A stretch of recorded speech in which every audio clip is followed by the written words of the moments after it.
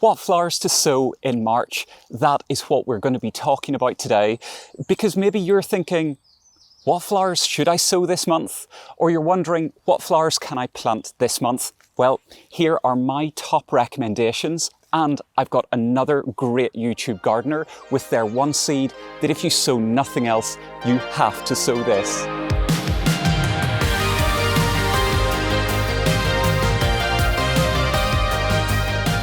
Hey everyone, how's it going and welcome back.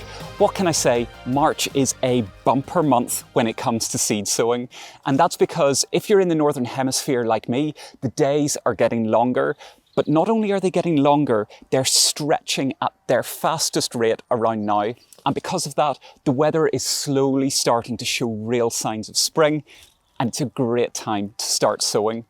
Now, as always, make sure that you know and understand your own local growing conditions, particularly when it comes to your last frost date. You don't want to be sowing things that little bit too early. Now, there are just so many gorgeous flowering plants that can be started from seeds now. Way more than I could possibly cover in a single video, unless you want that video to be about 7 hours long. So this is not an exhaustive list. Instead, it's my pick of what I think are great plants to sow at home now. And you don't have to sow them all. Even if you just pick one, that's going to have such a positive impact in your garden. Now, don't worry about getting out your pen and paper to note down the seeds I'm discussing. Head across to my website, niallgardens.com, or follow the link in the description below for my seed lists. And if you haven't already, sign up to my email newsletter too. Right, seed time. It wouldn't be March without talking about these hardy annuals, because at this time of year, there are just so many choices when it comes to them. So what I'm going to do is I'm going to split up my top picks between this month and next. And that's because it follows how I'm going to be sowing them. When it comes to hardy annuals, you can direct sow them into the ground if you live somewhere similar to here in Ireland, a nice, cool, temperate climate. But I still prefer the control that I get from starting them indoors, then potting them on, and then placing the plants around the garden exactly where I want them. And from my experience, it's personally what I would recommend that you do also. First recommendation though is this, Love in a Mist or Nigella. It's a really interesting little plant for a few reasons. I find that so many annuals have quite simple, almost dull foliage, but not Love in a Mist. The name kind of gives it away. The foliage is really delicate and fern-like, and then the flowers, which can be shades of blue, white, purple, and even pink, are the most intricate and unusual shape. They're a brilliant addition to pretty much any garden, and later in the season, the seed heads look incredible also. But if you like Love in a Mist, I think you're also going to like these. Cornflowers. Cornflowers can be sown now, and their shades of blue, white, pink, and even burgundy echo that of Love in a Mist.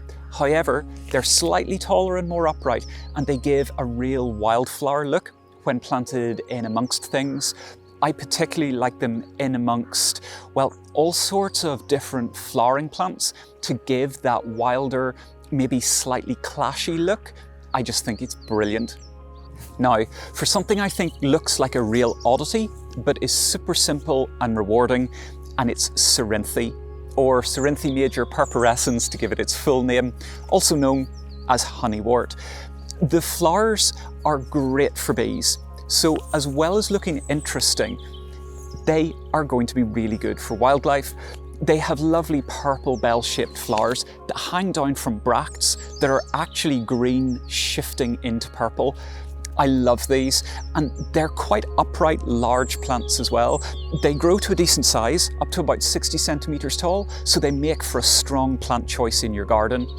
I find them really easy when it comes to germination, but also it's really easy to collect their seed at the end of the season so that you can keep your plants going for future years. I really love that loose, wild look of cow parsley along the side of roads, but bring it into your garden and you'll probably not get rid of it in future years. But help is at hand if you want to get the similar look in your garden, and for that, enter two great seed choices. Amimagus and Orlea grandiflora. They're both hardy annuals that produce white flowers in an umbel structure, that flat top of flower clusters, just like cow parsley, so you can add that wild feeling into your garden without the fear of bringing weeds into your garden that are going to take over. Now, Ami grows taller than Orlea. It can easily get to over 1 metre in height, while Orlea is a little bit shorter at 60 centimetres. Two great choices, so you can pick whichever is going to suit your garden better. Or even better, go for both. They're going to add that lovely open look whilst giving you lovely flowers to look at that your wildlife are going to love also. If you're looking to start your own flowers at home, don't forget that there are more options than just growing from seed. Some great plants can be started from bulbs, roots and tubers. Now, they're slightly more expensive than seeds, but are still generally cheaper than buying a pot-grown plant later in the season. And a great example of this are dahlias. Look in a garden centre at the minute or online and you're going to see just how many and varied the shapes, sizes and colours of dahlias are. This year I've opted for Bora Bora, Orfeo, Sylvia and Babette. Okay, so I might have gone a little bit wild in the garden centre. So I'm officially giving you permission and enabling you to go wild in the garden centre too. Blame me, just blame me. Say it was me, it'll be all right. Start these off in a pot of compost and grow them on in a protected space like a greenhouse or a polytunnel before planting them out once the threat of frost has passed. And in fact, people who are really into their dahlia growing don't just grow the plants from the tubers. They start the tubers in pots, then take cuttings of the shoots that emerge, and this helps to produce loads of plants that flower even better. Similarly, you can start Agapanthus in pots, just in the same way. Get them going in a covered growing area and plant them out once the weather's better. Then enjoy these stunning blue flowers. I absolutely adore them. And last of all, don't forget that if you haven't planted your lily bulbs yet, it's still not too late. Get them in pots or out into the borders if that's what you want to do, and look forward to those lovely flowers and cracking scent. You'll know by now that in each of my monthly seed sowing videos, I like to include one seed that if you sow nothing else, you have to sow this. Something special, a great performer, or something that's just flat out unexpected.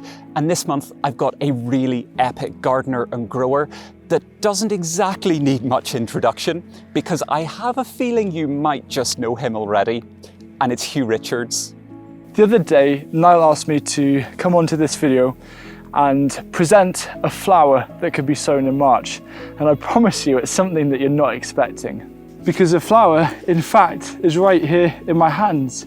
It's leeks. Did you know that leeks are a biennial? And in their second year, they send up this magnificent flower head, this amazing purple flower head that adds so much structure to your garden, and it brings a ton of benefits as well. And unlike a plant like a daffodil, which you can't eat, the amazing thing about leeks is that if you've got some leftover in your garden right now, you can let some of them grow and enjoy their flowers later this summer. You can even carefully lift one of your leeks and plant them in a different part of your garden to add a bit of colour and structure to that area. You may have a little patch of runty leeks and there isn't really much food here, but you can give them a second lease of life. You can let them create their amazing leek flowers. Enjoying the flowers of a leek is almost cheating, because if you can grow leeks, you can grow leek flowers. And all I'd suggest for the first year is just set aside maybe 5-6 leeks to let them go to flower, because the pollinators go absolutely crazy. I've seen amazing butterflies on them, bees, bumblebees, hoverflies. They're just like these amazing globes for pollinators that cost you nothing. And you can also eat them. So these flowers, you can actually soak them in a vinegar, for example, so then you have an allium kind of vinegar dressing for your salads. It is truly quite remarkable. Mid-March onward is a perfect time to start sowing your leeks. Now, I like to start these off early because I found the bigger the leek, the bigger the flower. The only last tip I'll give you is to make sure you choose a variety that is very much suitable for winter, because you need to make sure that your leeks are going to survive next winter to then enjoy the flowers by summer. This is such a cool recommendation, and when you first mentioned it to me, it was a complete surprise, because I always think of ornamental alliums, but I've never considered using leeks as flowers. So I am 100% going to be trying that this year, and I think you should too. Now, if you don't already know Hugh or his channel, he's probably one of the most established YouTube gardeners, and he creates fantastic in-depth content based on his mission to get as many people growing their own food as possible and growing it really well. Make sure to go and check out his channel. I'll link it up above. And of course, thank you so much, Hugh. Half-hardy annuals, just like hardy annuals, are really quick and easy to grow. They give a real hit of colour to your garden. And best of all, sowing to flowering is generally only a matter of a couple of months. However, when it comes to half-hardy annuals, they're just that little bit more tender and can't withstand the cold of frosts and the battering that they have to endure from the spring elements. So all of these seeds do best when either sown indoors on a windowsill, or even better in a propagator to really get them started. Just like the hardy annuals, I'm going to split my recommendations for half-hardy annuals between both this month and next to help you really balance out your own sowing and growing workload. Now, first up is a cracking, powerful little performer, Tagetes.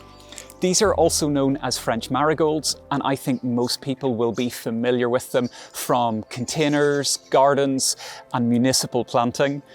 The almost shocking bright orange of their flowers is just great in the garden. And although the plants are relatively small, say about 30 centimetres in height, they produce so many flowers all the way through the summer, especially if you keep them dead-headed. I grew mine last year in my vegetable garden and they did not disappoint. Plus, because their foliage is really quite strongly scented, they work as a great companion plant to help ward off pests in your vegetable garden. Now, Cosmos. These are super popular annuals and you'll most certainly recognise them. But don't be put off by how often you see them. It's for good reason.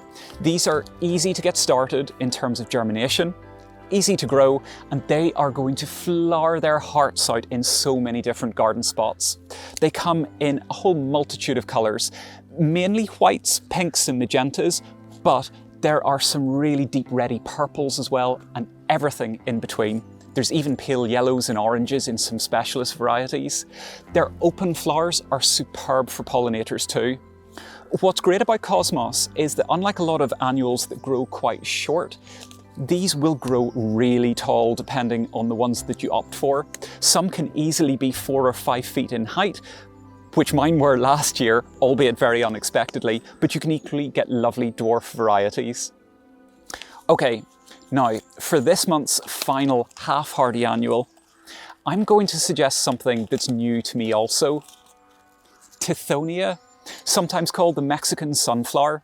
Now, recently I've become, well, a little bit of a fan of hot, bright colours, and Tithonia certainly delivers that. The flowers are oranges, reds and golds. Get it sown now, and these plants promise to flower until the first frosts. And of course, I'll let you know how I get on with mine. Annual flowers are great because they give you the ability to sow, grow and enjoy flowers within a matter of months. But they are short-lived, so it's always worth supplementing your annual collection with some perennials that are going to give you years of flowering enjoyment. And I've picked 3 for this month: Achillea, Rudbeckia and Lupins. 3 very different flowers. Now, of course, remember, particularly when it comes to perennials, that if you're feeling a bit overwhelmed with your seed sowing, you can always hold off and then go and buy these as pot-grown plants instead. But for my first choice, well, Achillea. I mentioned earlier about umbel-shaped flower heads. Well, a great perennial choice if you like that look is Achillea. You'll often see this dotted through long perennial borders or in prairie planting schemes. Most common are shades of yellows, reds, oranges and pinks, but the shades aren't gaudy or in your face. They're toned down just that little bit. Like, they're bright, but muted at the same time, if that makes sense. Okay, that maybe really doesn't make sense. Bright, but muted. They've also got lovely ferny foliage that is scented when you rub it, and the plants are upright, about 60 to 80 centimetres tall. Plus those flat heads of flowers are just brilliant for wildlife. A really lovely, interesting choice. Now, next up, Rudbeckia. If you like that happy, sunny look of sunflowers and haven't tried Rudbeckia yet, you have to give it a go. The flowers are super bright in shades of yellows, oranges and reds, often mixing colours along each petal. There are varieties that are large, some about 150 centimetres tall, some middle-sized, around 60 centimetres, and you can even opt for little dwarf varieties that suit containers. And for something really different, look up a specific one, Rudbeckia Green Wizard, which has this really striking look. A large central black cone in the centre of green bracts rather than petals. So you can see, take your pick. And the very last plant for this month are lupins. Over the last couple of months, I've recommended plants such as delphiniums, hollyhocks and foxgloves to give you those large spires of flowers. That vertical shape really looks well in gardens. And I've got another for you, lupins. These are slightly shorter, so are great for more compact gardens, growing to about 90 centimetres tall at their maximum. But when it comes to these plants, the flowers are where it's at. It feels like they come in almost every colour under the sun. Pinks, purples, peachy oranges, yellows, whites, you name it. And as much as I love them, I've never actually grown them myself. So this year, I'm going to be starting them for the first time, and I'm already kind of excited to see how they're going to look. So if you haven't tried them yourself, give them a go and we'll grow them together. The best bit about plants is their ability to catch up really well. So if you haven't sown anything yet, my February seed sowing video has other great flowers that I think you're going to love. And of course, if vegetables are more your kind of thing, here's my guide to what edibles to sow in March also. And until next time, see you later.